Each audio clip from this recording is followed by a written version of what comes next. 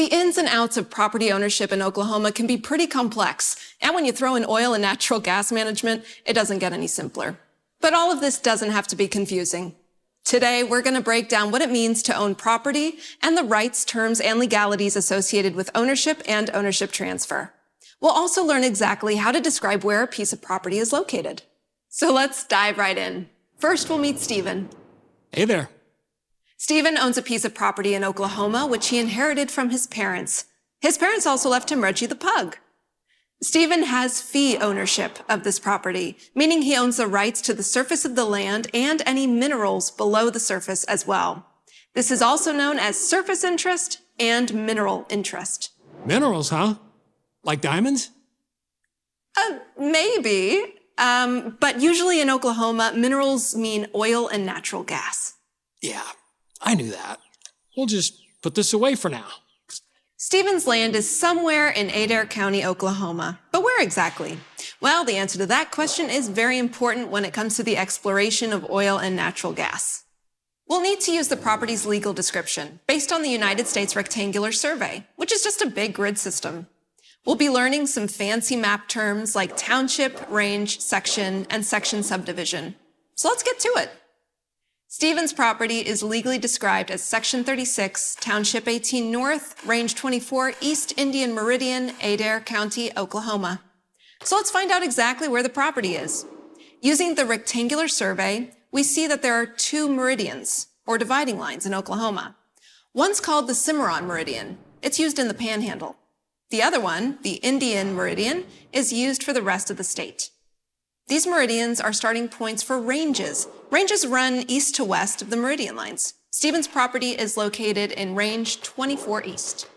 Now we have to find the north-south location. Going back to the rectangular survey, find the baseline extending from east to west. There it is. All townships run north and south from this baseline and are numbered as you count north or south of the baseline. Township 18 North is right there. This information narrows down the location of Stephen's property to be in a 6-mile square of the state. To find where in that square his property is, we use section and subdivision information. Let's go a little deeper. Township 18 North, Range 24 East has 36 sections. Each section is usually 1 square mile and is broken up further by a numbering system that zigzags, running from right to left, then left to right, alternating from top to bottom. Stephen's property is Section 36, right there. Each section, being a square mile, has 640 acres, and Stephen's property is a full section, so he has 640 acres of fee ownership. Stephen can do a number of things with his ownership, including selling it, transferring ownership of the surface or mineral rights to someone else, or negotiating leases with oil companies for drilling. But we might be getting ahead of ourselves with all that. Let's back up and talk about something called severance, because you might hear that word thrown around. Severance is simply the separation of mineral interest from other interests of the property, like the surface. When surface interests and mineral interests are severed, that means they're no longer connected to each other. Get it? Severance, severed. I think you get it. But let's look at an example.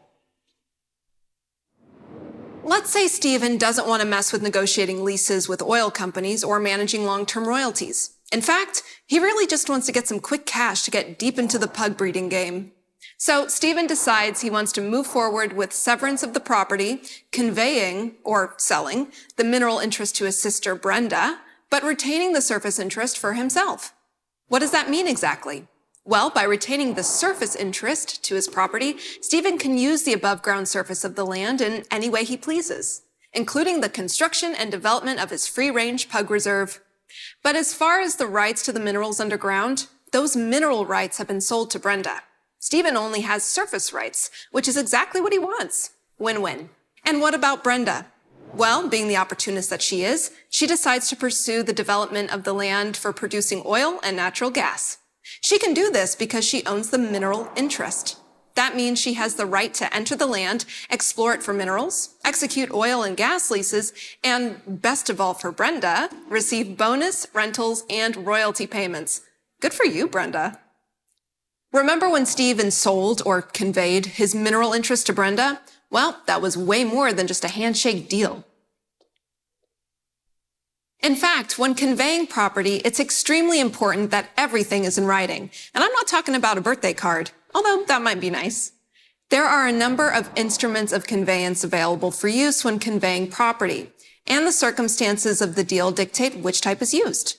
These are things like patents, decrees, and deeds, legal documents that name the parties involved, what's being given, and when and how it's going to happen. And once they're all filled out, they must be signed, sealed by a notary to make it official, and recorded at the county courthouse.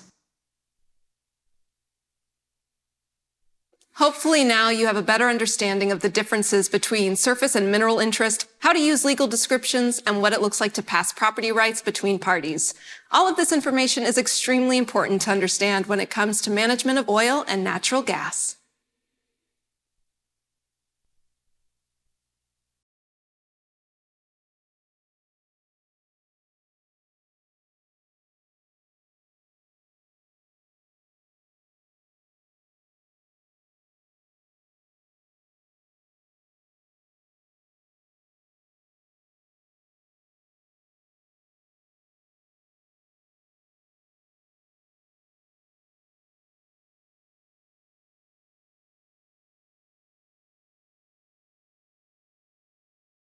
When you think of the idea of striking oil, what comes to mind?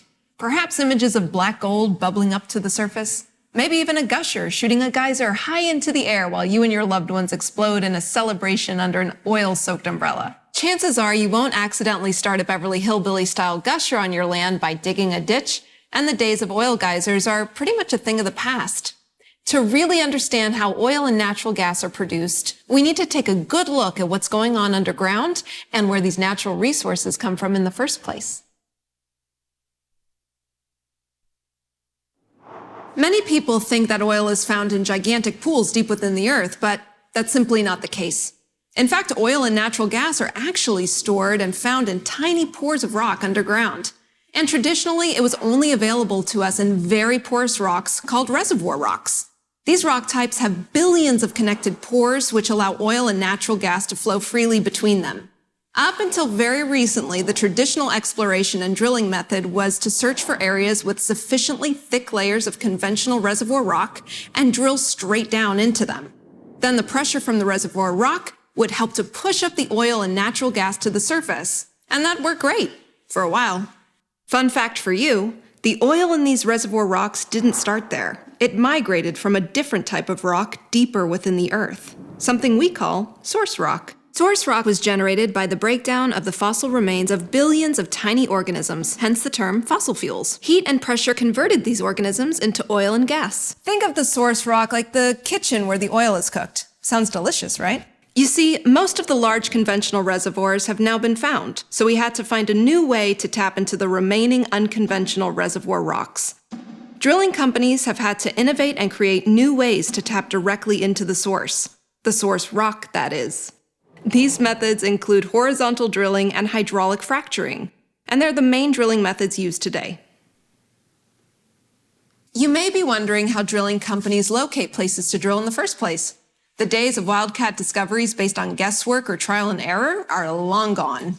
Exploring for new oil and natural gas accumulations today can be extremely difficult and expensive. So companies do their homework and leverage a huge variety of sophisticated technologies at every turn to minimize the risk before they ever start drilling. And as they say, knowledge is power, and gaining a basic understanding of oil's origin story will only benefit you in the proper management of oil and natural gas.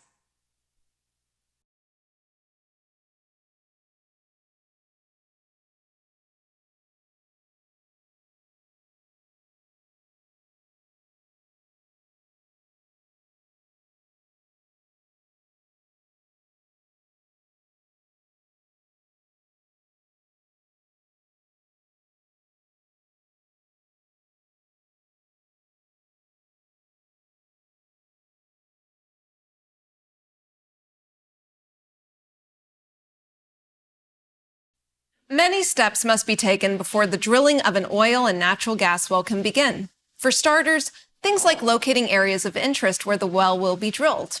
There's also the task of tracking down mineral interest owners and negotiating leases, which can be a bit of a process, to say the least. First, let's talk about how oil and gas companies decide where to drill. With hundreds of thousands of dollars that'll be invested, you can bet they do their homework long before setting foot on a piece of property. So let's meet Sarah. Sarah is a landman. Landwoman, technically. But yeah, that's what they call us. My job is to acquire oil and gas leases from mineral owners for oil and gas exploration. Sarah is the person who locates the mineral owner and negotiates these leases from the land records in the county clerk's office in the local courthouse. Sarah works for Blue Sky Oil. Through technologies such as surface images, satellite images, and 3D seismic imaging, Blue Sky Oil has identified a piece of property they're interested in. Now it's up to Sarah to do her research and identify the interest ownership of the property. You may think it would be as easy as knocking on the door of someone who lives on the property, but many times the surface interest and the mineral interest of a particular parcel of land have been separated, which is known as severance.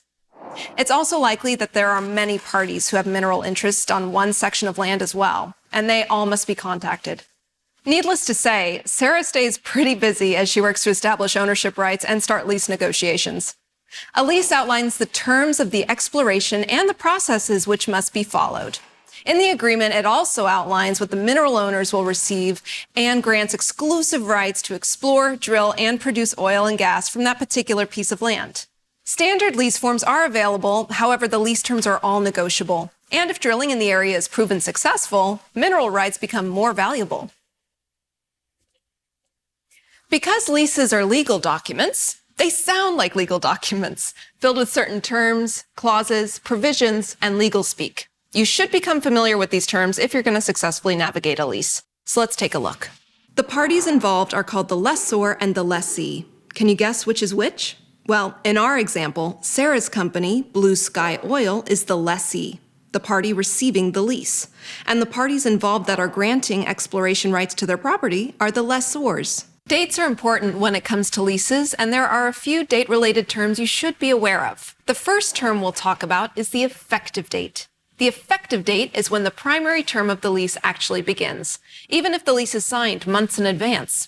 Speaking of signing, that date has a clever name too. It's called the signature date. And when a notary gets their hands on it, there's a fancy name for that as well. It's called the date of acknowledgement. I would like to acknowledge that, unfortunately, none of these dates involve going to a fancy restaurant with that special someone. Let's talk about a few additional terms you'll likely come across. Bonus payments, usually based on acreage, delay rentals, paid when there's a drilling delay, and royalties, or a share of the production from the well. You get the bonus payments and the delay rental payments during the primary term, which is stated in the lease. This is the length of time the leaseholder has to get ready to drill. And if they haven't started by the time the primary term ends, they could lose their lease. The primary term can be cut short if the leaseholder surrenders the lease or fails to properly pay delay rentals. Once drilling starts, the primary term ends and the secondary term begins, and will extend the lease through the production. Speaking of production, when production occurs, all delay rentals will be stopped and royalty payments will begin, which, if you remember, is the leaseholder's share of the production income. But what if the landowner does not own the minerals? When the owner of the land is not the mineral owner, a separate agreement must be negotiated, spelling out compensation for damages to the property. Now let's talk money. This section is called the royalty clause, and it just might be the part of the lease you're most interested in. Remember, the royalties are the share of the production proceeds, and it's stated in the lease as a fraction, like an eighth, 3/16, or a quarter. As with all terms of a lease, this portion is negotiable. After leases are negotiated and recorded in the proper counties, it's time for the drilling title opinion. This is a legal document which is drawn up by an attorney from Blue Sky Oil. It identifies all parties who have mineral interest in the property where the well will be drilled. The drilling title opinion identifies any issues in each owner's title and presents solutions to those problems. This is all in an effort to make sure the exploration company actually does have the right to drill on that land. Now that Sarah, the landman, has done her job with this property by locating mineral owners and negotiating leases, and Blue Sky Oil has gone through the process of writing a drilling title opinion, this property is ready for drilling. The exploration and management of oil and natural gas minerals can be a lengthy but rewarding process. Knowing what terms to expect will only help you when you're going through the process yourself.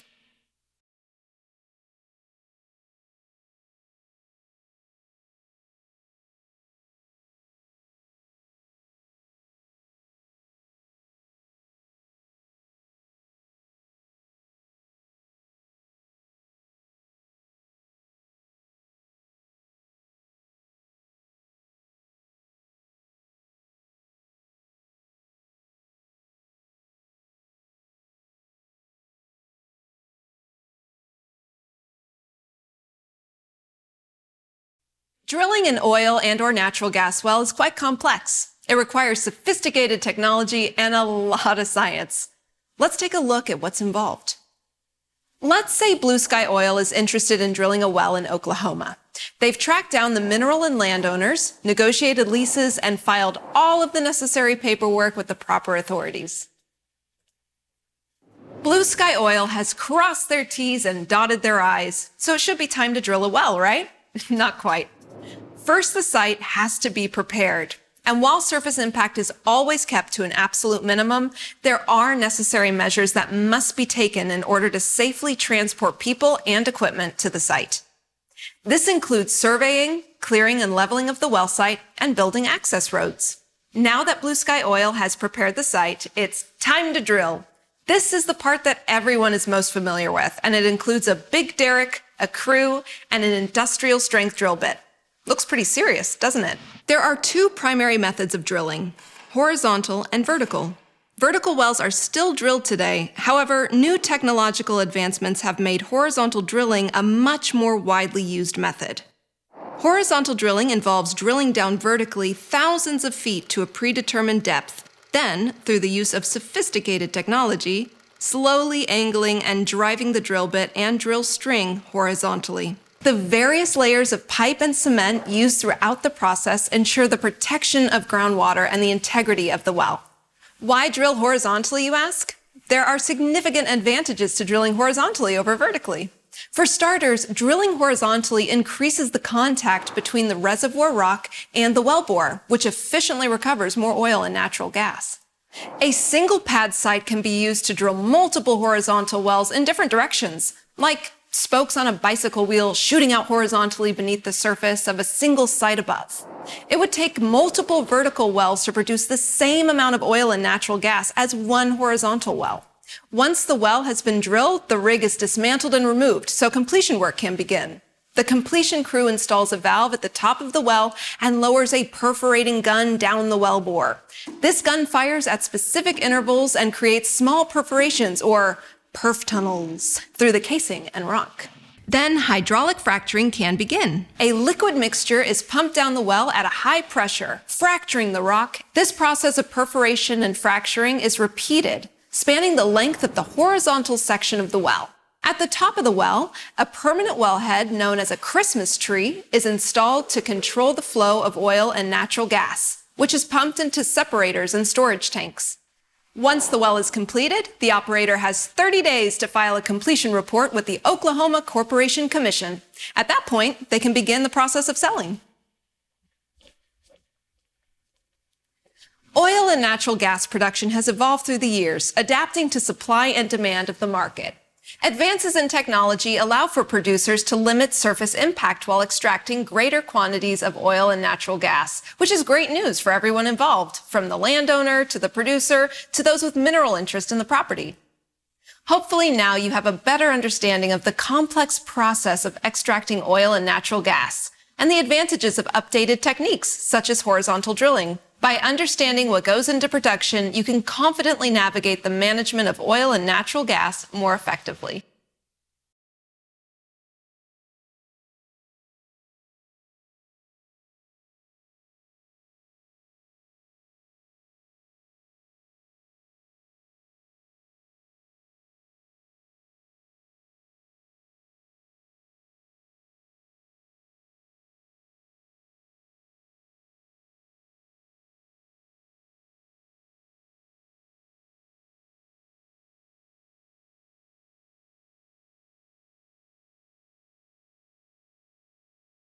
Once a well has been drilled, completed, and is producing, it's time to start talking about what to do with all that crude oil and natural gas. Spoiler alert, the well operator will want to sell it. So let's take a look at an example of how this could work. Blue Sky Oil is an exploration company who's leased a piece of property for drilling. They've negotiated leases and agreements with surface and mineral interest owners and have already completed a well on the property. In fact, they've even set up contracts with purchasers for selling the oil and natural gas. So now it's time to think about divvying up the proceeds from production. The division order title opinion documents the legal owners, what percentage of the production they own, and if there's any issues with the title. The attorney from Blue Sky Oil will prepare this document. The division order title opinion says who all the owners are, what they own, and if there's any problems in the way. Generally, this process takes about 3 to 4 months, but if there are lengthy or complex titles, it may take longer. In Oklahoma, payment must be made within 6 months, or interest on the revenue is due to all owners. The division order title opinion is chock full of details and information. Everything from the legal description of the property to the materials examined to listing out everyone with interest in the well. It also calls out any title problems that need to be addressed before payments can be made. The division order title opinion protects a company like Blue Sky Oil by ensuring the title is clear before revenues are dispersed. If title issues remain, a company can put payments into suspension. If this happens, the company is required to pay interest on the suspended monies consistent with market rates. Now it's time for Blue Sky Oil to slice up the pie and calculate interest. Let's say, for a simple example, you own 100% mineral interest for a full section. That's 640 acres. Your lease agreement states that you will receive 3/16 percentage shares of production. That means your royalty is 18.75% share of sales.